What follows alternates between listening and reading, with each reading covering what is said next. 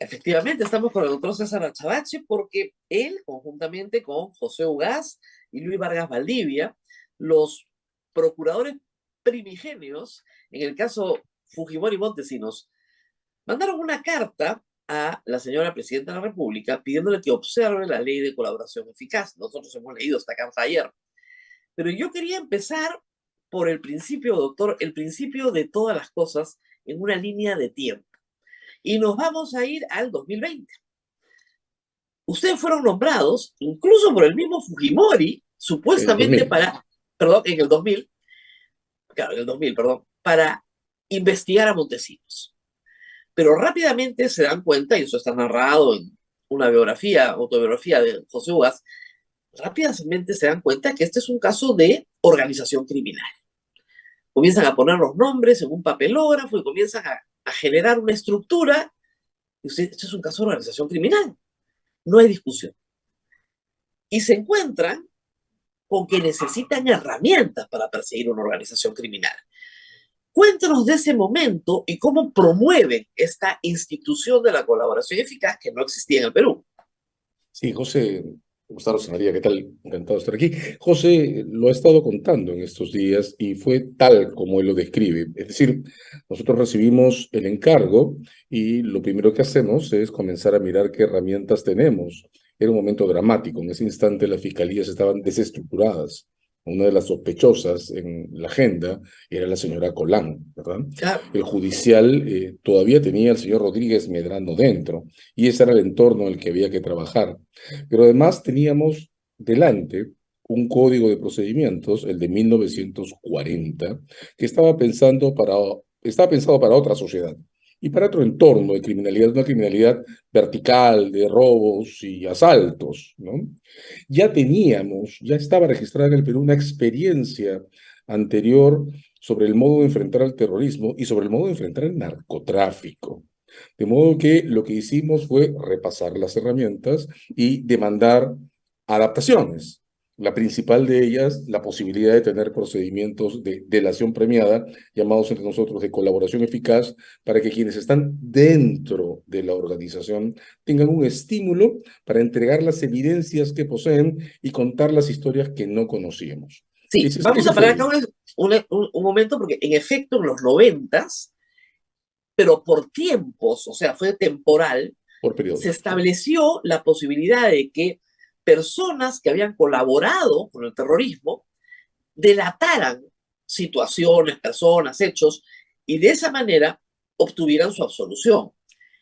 Pero habían algunas condiciones iniciales que ustedes discuten, se toma la institución y luego en el tiempo pasa algo que es muy importante. Al principio, los cabecillas no podían ser colaboradores. ¿Se acuerdan? Luego se modifica la ley y establece que los cabecillas sí pueden ser colaboradores porque la organización criminal es nodal, o sea, no es una pirámide. Claro. Hablemos un poco de esto. Claro, lo que ocurre es que el diseño de un procedimiento de colaboración siempre tiene complicaciones. La primera que encontramos fue que el procedimiento para colaboradores de tiempos del terrorismo buscaba declarantes y lo que nosotros queríamos era evidencias. De modo que ingresamos las reglas o pedimos que se ingresen en el Congreso las reglas sobre corroboración, ¿no?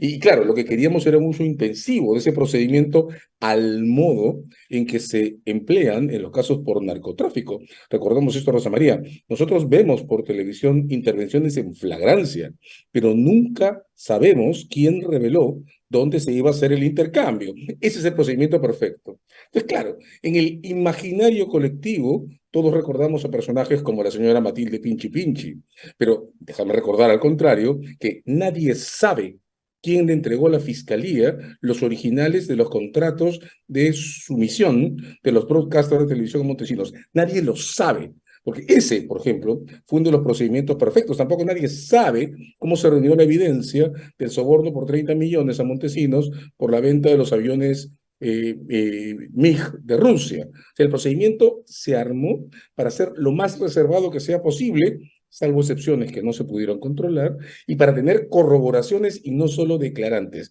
evidencias que se puedan usar independientemente de los declarantes. En el tema que tú citas, claro, arrastrábamos una confusión sobre quienes no deben recibir premios, ¿no? Y claro, lo que ocurre es que se había utilizado esta construcción gruesa de los dirigentes o cabecillas, y claro, las organizaciones no son un mapa perfecto hecho en un triángulo. Las organizaciones son muchas veces encuentros fraccionados de diferentes corporaciones con diferentes niveles de mando e influencia, de modo que solo lo pedimos funcionalizar. Y claro, hemos tenido relaciones de gente que ha tenido posiciones importantes, que quizás en el caso del terrorismo no habrían podido calificar, pero que esta flexibilización permitió incorporar también, ¿verdad? Claro. Entonces, es una institución que además viene mucho de la forma anglosajona de manejar fiscalía, ¿no es cierto?, y defensa, arreglos para no llegar a juicio. Cosa que en nuestro código, el antiguo, jamás aprendimos. O sea, por eso confunde mucho al público en general que ve mucha película gringa, mucho programa en Netflix, ¿no es cierto?, americano, la ley y el orden, como el fiscal le dice a la defensa, te ofrezco tanto, dame tanto. Y esta negociación en el ámbito penal para inmediatamente yo no te acuso, pero tú declaras contra el otro, por ejemplo, ¿no? Nosotros no tenemos exactamente eso es lo que hay que explicar. Lo que tenemos es a una persona a la cual se le da una protección en la medida en que su información sea muy útil, corroborada, y por lo tanto ahí viene el problema del plazo. Corroborar demora. Ese es el problema. No es que yo me siento ante un juez y digo, ese es culpable, y con eso el fiscal está satisfecho.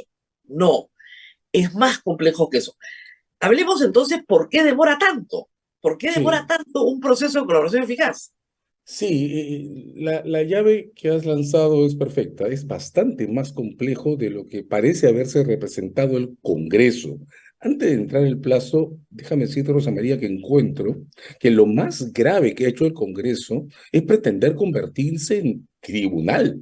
O sea, el Congreso no puede decidir ex ante qué declaraciones convencen y cuáles no convencen. Y se ha atrevido, repito, y rogándose la posición de un tribunal a decir por anticipado que no se pueden utilizar declaraciones cruzadas de delatores. Ah, sí, bueno, además, Rosa, eso también hay que pero, decir, es pero, increíble. Rosa María, solo un tribunal puede decidir si delatores cruzados convencen o no convencen. De modo que ahí está, creo yo, la llave más grave de esto, y déjame repetir esto, lo he dicho antes, el caso en agenda que más delatores cruzados tiene es el caso de Pedro Castillo. De modo que si la señora Boluarte aprueba esa ley, Pedro Castillo va a tener cómo bloquear las 18, repito el número, 18 declaraciones que lo incriminan en juicio. De modo que esto es una locura. Ahora, vamos al tiempo. El tiempo al que te has referido es sin duda la otra cuestión compleja, porque no se entiende bien y la regla parece colgarse de un reclamo generalizado sobre el modo en que demoran los procesos. Eso es verdad. Es que el problema de la delación existe, pero en el caso de la colaboración, el problema es diferente. Déjame notar esto. ¿Quién es el perjudicado del retardo? La defensa. ¿Quién es la defensa en el procedimiento de colaboración eficaz? El solicitante.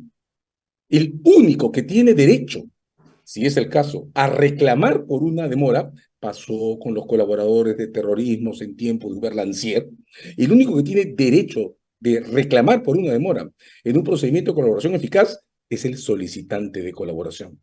Y la ley está hecha pretendiendo, suponiendo, ideando que el incriminado va a poder Claro. objetar una colaboración por retardo. Y eso es imposible, porque el incriminado no tiene derechos sobre el procedimiento de colaboración eficaz de quien declara. En Claro. segundo lugar, No, no, perdóname, vamos a decirlo con toda claridad. Esta ley se ha hecho para que el incriminado gane, sí, sí, para y eso, favorecer directamente al incriminado. Esto es lo que es terrible y realmente es vergonzoso, como ustedes dicen, que un Congreso con generosos en su carta, 9% de aceptación, 16% de aceptación, pues da lo mismo. quiera darle beneficios extraordinarios a los imputados. Es eso Exacto, ese es el increíble. tema. Ese es El el tema tema. fuerte, la regla sobre el plazo que el Congreso está intentando poner en funcionamiento, funcionaría redundo para que los incriminados por delatores se defiendan de la delación. Y eso, Rosa María, no existe. Los incriminados no tienen derecho a observar el procedimiento de delación. No lo tienen. De modo que esto no solo es inconstitucional, sino que es una de las tonterías más grandes que he visto escritas en una ley. El único que puede reclamar por retardos en el procedimiento de colaboración es el delator. Y su forma más clara de reclamar es retirar su evidencia. Claro, Retirar su porque ahora, evidencia. para que se entienda, el delator es culpable, es también un delincuente, se reconoce delincuente, Claro. ¿no? Acepta la comisión de su delito. Entonces, es el juicio que se le está haciendo a él en su calidad de delincuente lo que va Claro. a primar. Y como tú dices, es, señor, yo soy un delincuente, yo le voy a contar todo lo que sé, rebájeme la pena. Eso es. Y si el fiscal se demora, es él quien tiene derecho a decirle a un juez si quiere, porque decírselo a un juez implica revelar su condición de culpable. Señor, yo ya confesé y no me condenan, pero es él, no el otro imputado. No Lo el segundo, otro.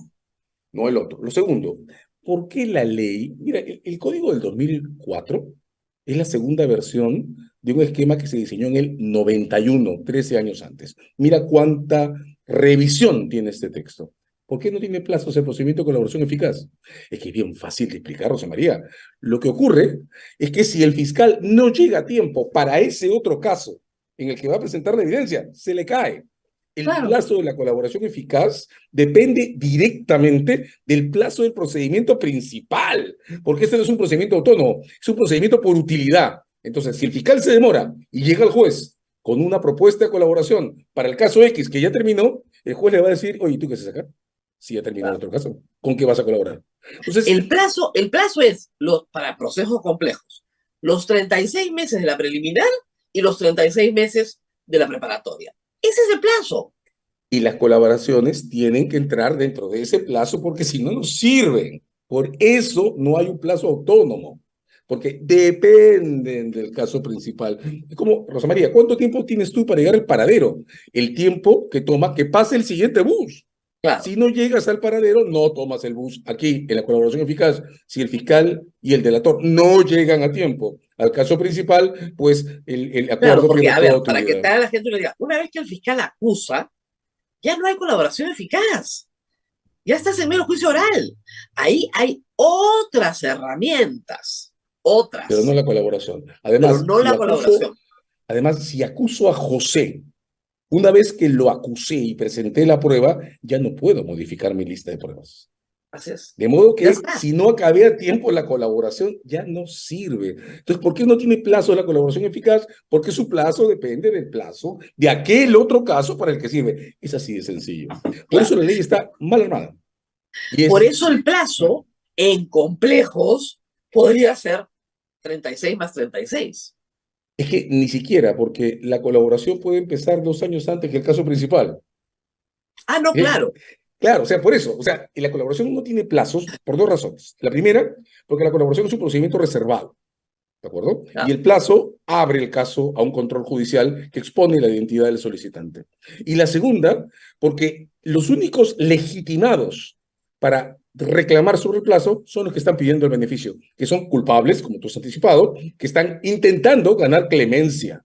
Solo ellos pueden presentar reclamos. Una vez que el acuerdo se presenta, lo que sigue son las declaraciones y las evidencias, pero nadie más se puede meter con la cuestión de plazos. Y ese claro. plazo hay que repetirlo, pero como si fuera de manzanitas, ese plazo depende del Claro. Y caso además, de para que se ese otro entienda caso. bien, ese plazo de, o sea, para que esa colaboración entre al proceso principal, ya está condenado. Tiene que haber sido ya aprobada por el juez y el juez tiene que haber impuesto una pena. O sea, el colaborador ya tiene su pena, ya terminó su proceso y él, su identidad se devela en el juicio oral. Y digo algo más, Rosa María, en el ¿Perdón? caso perfecto, y algo más que decir, en el caso perfecto, Lo que llega al juicio no es el colaborador, es la No, es evidencia una... que el colaborador entregó.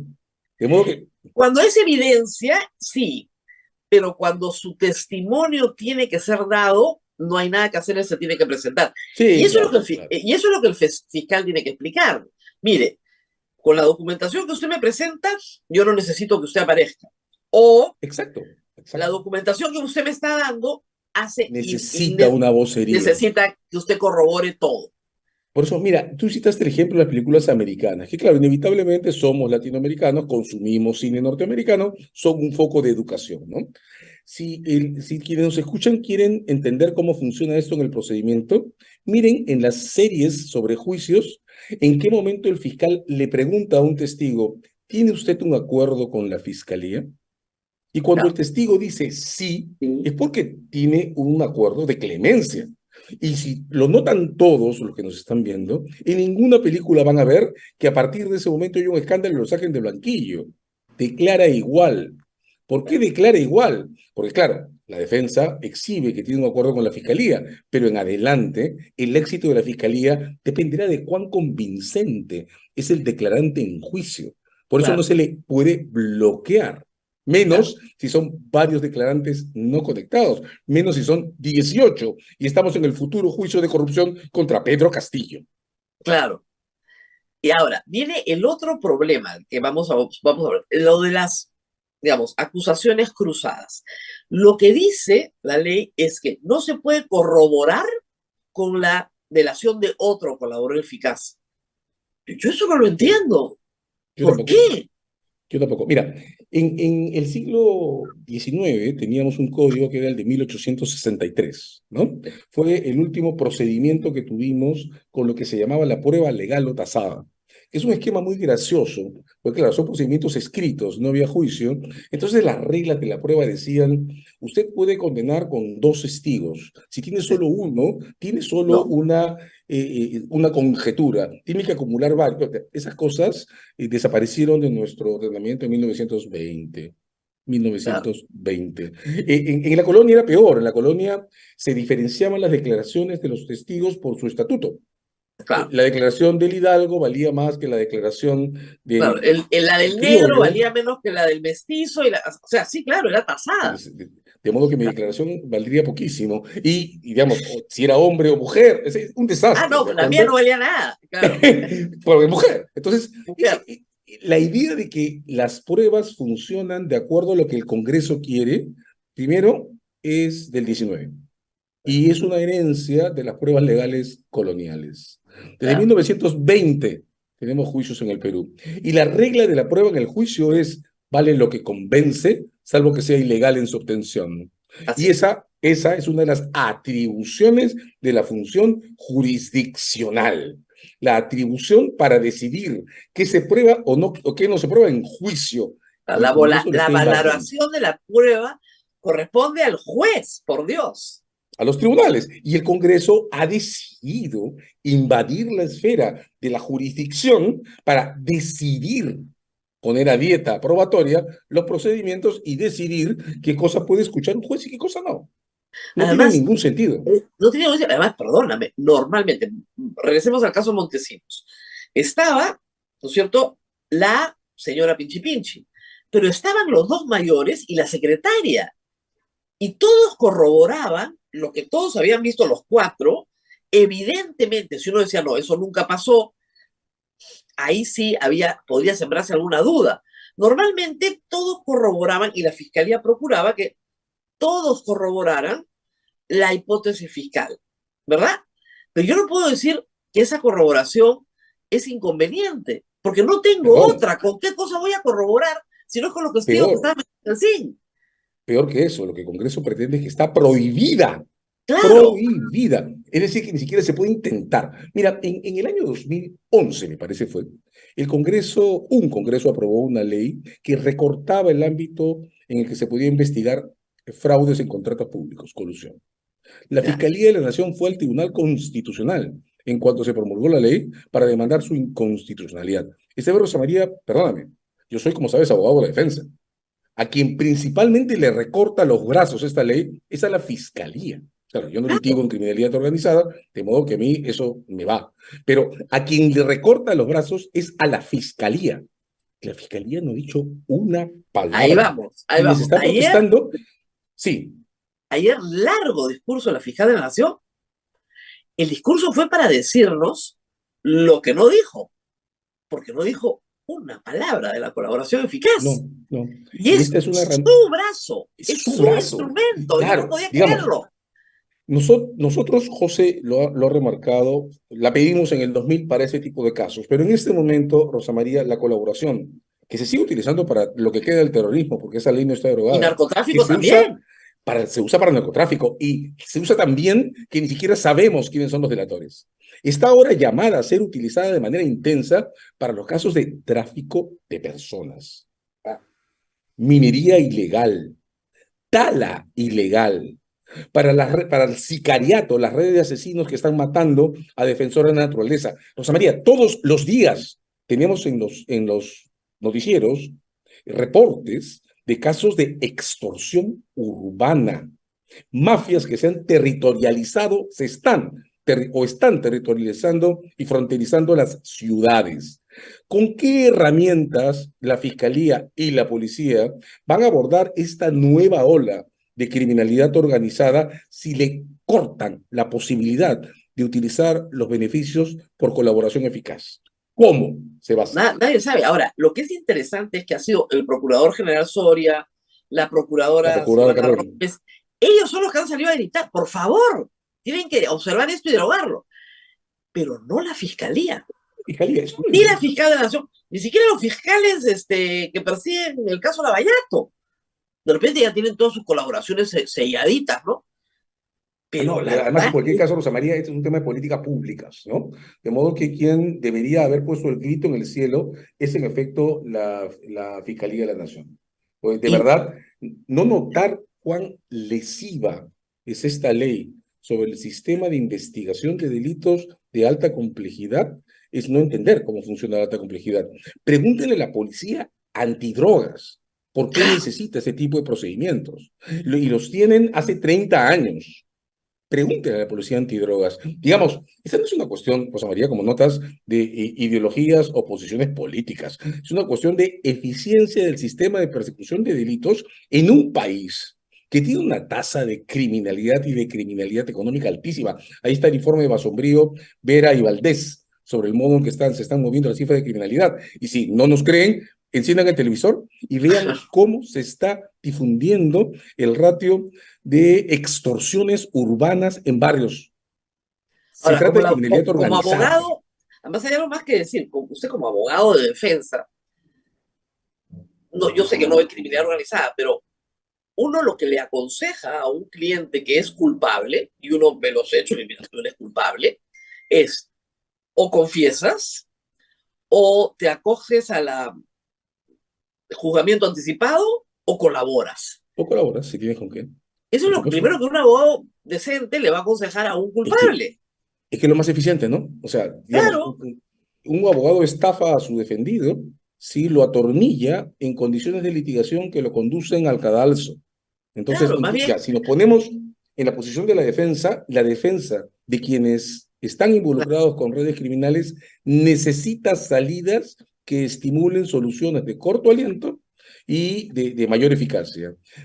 En comenzar, por ejemplo, con una ley que dice, por si acaso no hay delaciones cruzadas, entonces el primero que se sienta en la silla ganó y todo lo demás de la cola afuera. Entonces, no hay más delatores. De 18 delatores que tiene Castillo, bajamos a uno. y de repente el Porque uno es los otros bueno, 17, claro, el y primero no que haya tiene toda la llegado. información, y no tiene toda la información, porque, de nuevo, como No, esto es nodal, o sea, Castillo tenía corrupción en el Ministerio de Vivienda, corrupción en el Ministerio de Transportes, corrupción en Petroperú, corrupción en el contrato tal de Puente Tarán, o sea, es nodal, ¿ya? y No de es arriba hacia que, abajo, claro, no es que es una pirámide, sino que tiene varios grupos que interactúan entre ellos. compartimentalizados. Entonces, eso es lo que no entiendo. Es la fiscal Benavides y el equipo de criminalidad en el poder el que ha organizado un caso basado en 18, ahora 18 testimonios, eran más o menos 11 cuando lo presentó al Congreso, y es Claro. ese caso el que ha definido el mejor momento de la fiscal Benavides, el que queda en riesgo. No, y además, ojo, esas 18 personas son aspirantes, todavía sus juicios no han concluido, no hay uno Imagínate, solo. imagínate qué va a decir el abogado del colaborador número 17, que lee Claro. una ley que dice no se pueden utilizar las declaraciones cruzadas. ¿Qué le dice a su defendido? Y eso, que Bájate hay del que decir carro. algo que es verdad. El último que llega ya no juega, porque la información siempre tiene que ser útil. Siempre Claro, tiene que ser útil. Yo no puedo decir lo mismo que ha dicho el otro. Eso sí es verdad, si ya lo contó el país. Lo estoy contando yo, no sirve para ya nada. no es útil. Ya, pero tiene que ser útil. Pero no puedes decir, no, el primero y nadie más. ¿Qué es lo que dice esta ley? ¿Qué es lo que dice esta ley?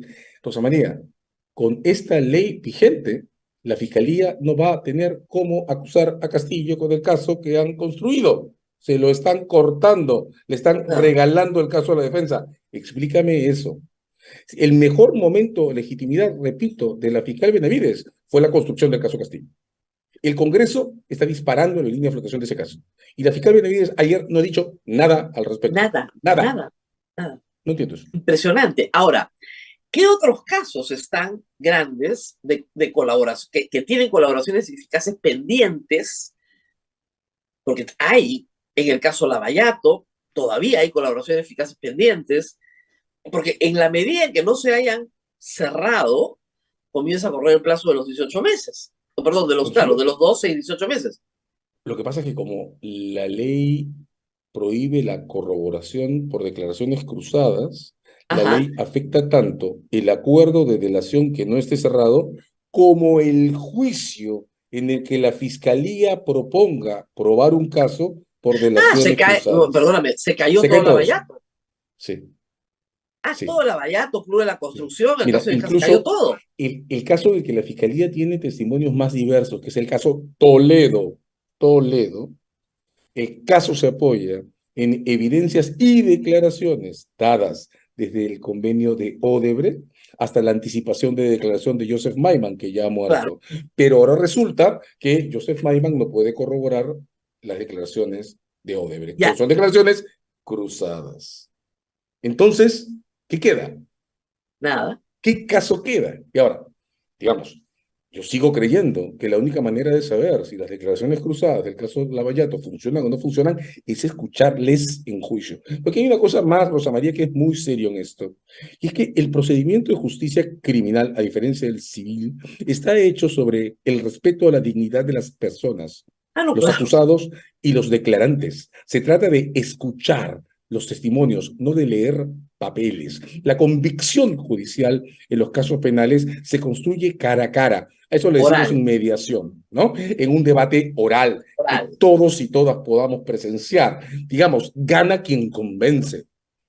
¿Dónde está la regla que le permite al Congreso decidir quiénes pueden declarar en juicio? Porque esta ley, como repito, no solo destroza las posibilidades de acuerdos concurrentes, que como se llaman, sino que además destroza las acusaciones que intentan probar por convergencia de testimonios de delatores. ¿Qué queda del sistema de justicia de alta Además, lo que es criminalidad con esta increíble ley? es que se quieran bajar los procesos anticorrupción por normas procesales. Eso ya es la locura, ¿no? Pero vamos a hacer una pequeñísima pausa y regresamos con otro tema bien grave, que es, a ver, de nuevo, el maldito Cris. Vamos con eso, porque no nos vamos a librar del maldito Cris. El maldito Cris resucita cada 3 días en Perú. ¿Por qué? Vamos a la pausa, Rosa Vamos a María. explicar en un ratito que hay una corriente que quiere traerse abajo el Código Procesal Penal. Pausa y volvemos. Pausa y retornamos aquí en A Pensar Más con Rosa María Palacios. La Pontificia Universidad Católica del Perú es la universidad número 1 del país en el cumplimiento de los objetivos de desarrollo sostenible de acuerdo al ranking Times Higher Education 2023. Este logro refleja nuestro compromiso por la construcción de una ciudad inclusiva, segura, resiliente y sostenible. Visítanos en pucp.edu.pe.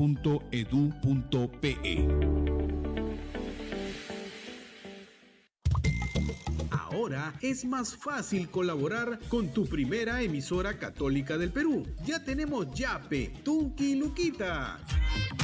Es muy fácil, solo tienes que escanear el QR y listo. El código QR de respuesta rápida, sin colas, sin pérdida de tiempo y sin exponerte, desde la comodidad de tu casa. Y colaboras con el sostenimiento económico de Radio Santa Rosa. Buenas nuevas en tu vida. Estás escuchando A Pensar Más con Rosa María Palacios.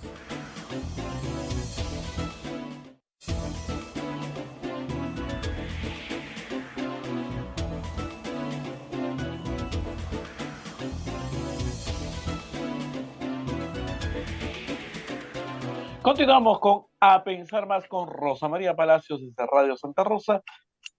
¿Qué pasa con el maldito Cris, Rosa María? Adelante. Hoy el maldito Cris lo resuelve. Si acaso para el público, para su tranquilidad, el maldito Cris murió en flagrante delito y en uso legítimo de la fuerza. La policía lo abatió. Ahí no hay discusión. Murió, como dicen en su ley, un delincuente común que asaltaba y mataba. Bueno, se defendió con pistola, lo mataron. Pero porque claro, muerto el maldito Cris, se acabó la noticia, ¿no? Pero está la novia del maldito Cris, la mamá del maldito Cris, el cadáver del maldito Cris y los socios del maldito Cris, que han sido puestos en libertad por una fiscal incompetente. Esa es la verdad. O Dios sabe qué más, pero en fin, por ahora por una fiscal incompetente que ha sido destituida. Pero este caso está sirviendo para algo que es muy peligroso y del cual tenemos que hablar.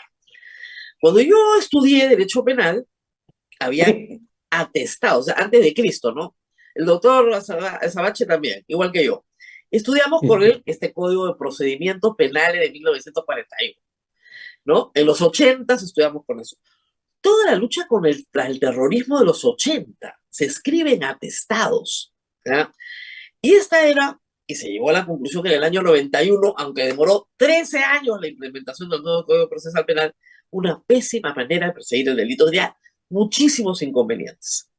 ¿Por qué? Porque si bien en teoría el fiscal era el titular de la acción penal, el que hacía la investigación era el policía, no el fiscal. Ya se imaginarán los problemas. Bueno, he escuchado en estos días que hay gente que quiere regresar al atestado. ¿Por qué? Porque dicen que el policía es bastante más eficiente que el fiscal. Policía que no estudió derecho, ¿eh? Y que es Dios. O sea, en la época de la investigación policial en atestado, solo entraba al proceso lo que estaba en el atestado. Y no entraba al proceso lo que no estaba en el atestado. Con lo cual, el policía se convertía en juez, prácticamente, de lo que era prueba y lo que no era prueba. A ver, doctor, ¿me he equivocado en algo o no? ¿O estoy Nada en bien? absoluto, nada en absoluto. Sí, ¿Por qué quieren regresar a ese sistema? Sí, es pésimo. He escuchado con alarma, como tú, en estos días, con ocasión a este incómodo, más que incómodo incidente, innecesario además, lo único que había que hacer era trabajar a tiempo y eso no habría pasado. Pero alrededor del incidente de los cómplices del llamado maldito Cris, ha empezado a aparecer voces, he visto algunas importantes, Fernando Rospigliosi, por ejemplo, levantando la idea de uso comillas, y cuando uno usa comillas es porque lo que va a decir es una construcción perversa o errada, devolverle a la policía la investigación del delito. Claro. La investigación del delito en manos de la policía generaba ese documento del que has hablado que se llama atestado. ¿Qué era un atestado? Era un informe en el que era la policía la que concluía que el sospechoso era culpable del delito. Una suerte de sentencia anticipada. Tan sentencia anticipada que todos los 80, en ese tiempo yo era profesor en la universidad, no, en el 90, todos los 90, yo era profesor en la universidad en los 90, nos pasamos el tiempo discutiendo alrededor de, comillas, el valor probatorio de los atestados policiales. Hubo 2 reformas al Código del 40 para discutir si valía o no valía el atestado policial. Rosa María, la verdad es que somos unos grandes esclavos de nuestras trampas semánticas. Te cuento la historia. El atestado policial llegó al Perú como una mala copia de una cosa que existía en España que se llamaba el sumario. Pero ¿qué es lo que pasa? ¿Cuál es la diferencia? Que el sumario es un expediente que hace la policía con un juez de instrucción, Claro. nunca sola. O sea, en el origen de la matriz del documento, Y además jamás, que es, no, además que es un documento secreto, porque tienes que responder claro, al secreto del sumario. tal cual. Pero es eso, o sea, en el origen, el modelo no era de la policía sola, Claro. era de la policía con un juez. Si revisamos el mapa de la justicia penal en América Latina, no van a encontrar un solo país, ni Venezuela, en el que la policía no trabaje con un fiscal, ni Obvio. en Venezuela. Entonces, ¿dónde se produce la trampa semántica? La trampa se produce por dos razones. La primera, que como tú has dicho, los tratados son un documento, yo lo he dicho muy graciosa, de manera muy graciosa, de antes de Cristo, ¿no es cierto? Son un Claro. documento previo al proceso de desarrollo de esa justicia penal, que en nuestro caso comienza a modernizarse con los acuerdos antidrogas, porque de ahí empezamos a exportar la tecnología. Qué cosa no puede pasar y no pasa en ninguna parte del mundo que la policía decida quién es inocente o culpable? Primera trampa. Segunda trampa. Hemos usado la misma palabra, investigación, para decir dos cosas distintas. Rosa María, nadie le ha quitado a la policía nunca la investigación del delito. No, Nadie. nunca, nunca, no. Jamás. El Lo código que no tampoco lo es, hace. no, lo que no tiene es la acción penal, que es diferente. Exacto. O sea, cuando se habla de investigación en la policía, se habla de algo que solo la policía puede hacer y que solo la policía ha hecho siempre. El error nuestro, nuestra gran trampa semántica, es que le llamamos investigación a lo que hace la fiscalía. Y lo que hace la fiscalía no es investigación, se llama preparación de casos legales. Entonces, ¿de qué se trata esto? Y es una relación que funciona en toda América Latina sin excepción. ¿De qué se trata? La policía hace su trabajo y lo que la fiscalía hace es revisar si lo que se está obteniendo va a funcionar en el futuro en juicio. Mira, tercera trampa semántica. ¿Por qué la confusión? Porque el código del 2004, como el del 91, dice, corresponde al fiscal la dirección de la investigación. Entonces, la policía lee dirección y dice director general, subordinación, jefe. No, la voz dirección en el procedimiento tenemos que entenderla como orientación. Es decir, corresponde al fiscal dirigir la investigación en camino a que dé origen a un caso No, no, no. legal. Y además pedirle a la policía las pruebas que necesita. O sea, si yo necesito hacer un allanamiento, le pido al juez que me permita hacerlo, pero voy con la policía, porque la policía es la que va a revisar los cajones, ¿no es cierto? De Va a hecho, revisar lo que agrega como valor el fiscal en el procedimiento de creación de un caso penal, para decirlo con más claridad, es el control sobre la suficiencia de la evidencia. Entonces, un fiscal, Rosa María, pasa en drogas desde hace 30 años. 30 años. Un fiscal se reúne con el policía le dice, yo ya encontré, va a haber un embarque en tal sitio, así, y qué cosa tiene usted, tengo tal delator, tengo tal de grabaciones, a ver, sus grabaciones, ¿me van a servir o no me van a servir? Uy, acá hay un defecto, tienen que tomar esa otra vez, o yo con eso no puedo ir a un tribunal. Lo que hace el fiscal, y eso también lo pueden ver en televisión, ¿ah? Pues es lo mismo que también, pasa porque lo en las gringo lo series hacen americanas. igualito. El fiscal aparece y no hace el trabajo de la policía, el fiscal no es laboratorista, ¿no es cierto? No, El fiscal lo que hace es decir, ok, ¿qué tienen? Con esto no puedo pedir una orden judicial, necesito tales otras cosas. Ese dirigir es llevará, como cuando yo dirijo una flecha al blanco, la dirijo, pero no soy el director general de las flechas, ni me claro, convierto en flecha, ¿no es cierto? claro. Ni Dirigir hago es las orientar flechas, hacia. ni Claro, es produzco las orientar hacia. flechas. Claro. Entonces, este mito de hay que devolverle la dirección es algo así como decirle hay que quitarle fiscales a la policía. No, hay que María, ponerles más. lo que ha pasado en la historia del Perú es que la policía se desarrolló sin relación con la justicia criminal desde 1920 hasta los años 90 y principios de este siglo. ¿Quieres un ejemplo de eso? En el Código del 40 que hemos criticado a lo largo de todo tu programa, el único capítulo que se refiere a la policía se refiere a algo que casi ya no existe, la policía judicial. Claro, ¿Por qué? Porque en el modelo español, la policía de investigaciones se llamaba policía judicial. claro, Acá le pusieron Policía de Investigaciones del Perú y a la Policía Judicial la convirtieron en una entidad de notificaciones. exactamente. Entonces, el desenganche La falta de diálogo vació el procedimiento a tal extremo que esa es la razón, ese desencuentro, porque cuando llegamos nosotros en el 2000, encontramos que la policía no tenía manera de obtener una orden de detención antes de comenzar el procedimiento judicial. ¿Por qué? Porque no tenía un fiscal que la pida por ellos. Y junto a la colaboración eficaz, pedimos medidas cautelares fuera del proceso. ¿Y cómo se hacen esas medidas cautelares? Un policía que dialoga con un fiscal, que prepara el caso y se la pide un juez. Entonces, estamos trabajando sobre una arena muy complicada. Es al revés. La policía necesita más fiscales y fiscales más eficientes para que sus casos estén correctamente organizados y puedan llegar exitosamente a los tribunales. No hay que romper esa relación, hay que profundizarla. Y eso, lo ha dicho José también en estas presentaciones que se están haciendo con ocasión a los debates sobre colaboración, eso supone tomar en serio nuestra necesidad de invertir e invertir más en la investigación del delito. Señores, es al revés. La policía no necesita separarse de los fiscales, necesita más y mejores fiscales. Un fiscal es como el abogado para preparar el caso de la policía. Sin un fiscal, la policía sola no va a ganar nunca, No aunque son estudie Derecho en cualquier abogados. universidad. Algunos Y estudian Derecho, aunque, pero no y son aunque lo abogados. sean, Rosa María, aunque estudien Derecho, son policías. Digamos, leerme 5 libros de criminalística a mí no me convierte en policía. Voy a seguir siendo un abogado que ha leído libros de criminalística. El policía es policía. Y eso que tiene en sus manos, porque la tienen, que es la investigación del delito, necesita lo contrario, más y mejores fiscales y más recursos. Claro, el otro problema, también hay que decirlo, nos queda el tiempo corto, es que un fiscal no es el que, a ver, negocia todas las colaboraciones eficaces, tiene adjuntos. Y una colaboración eficaz implica una primera reunión informativa, una segunda donde se van tanteando y tal vez a la tercera te dicen ya, arranca la grabadora, pero de ahí hay gente que se pasa declarando varios días porque es larga y dice, ahora te voy a traer las pruebas, los documentos. Entonces, todo el proceso de acopio te puede demorar semanas. Y luego eso lo tienes que convertir, el fiscal, en algo que puedes presentar al juez y el juez tiene que resolver respecto a la solicitud.